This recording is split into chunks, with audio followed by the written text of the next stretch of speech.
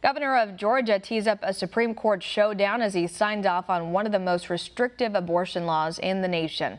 One America's Eddie McCoven has more.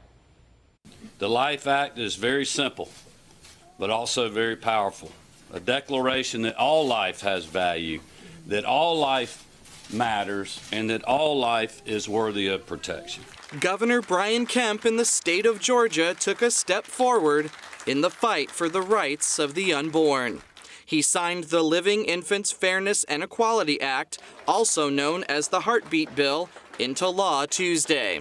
While current Georgia law allows for abortions up to 20 weeks, the new law prohibits abortion after a heartbeat can be detected, which is usually at about 6 weeks. This governor is standing, restoring somewhat protection for a class of people who had the protection stripped from them in Roe v. Wade. I thank God for this day, for a day that every day I fight and I pray that abortion ends, but I truly never thought that we would see a day like this.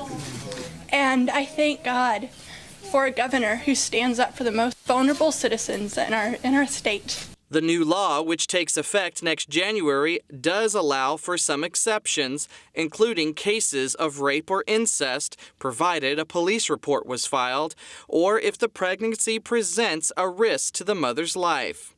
It would also allow an abortion if the fetus is deemed not viable or has serious apparent health issues. I understand, like the others have said, that some oppose this legislation. I realize that some may challenge it in the court of law. But our job is to do what is right, not what is easy. We are called to be strong and courageous. And we will not back down.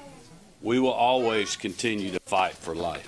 The ACLU has vowed to challenge the law in court. Eddie McCoven, One America News.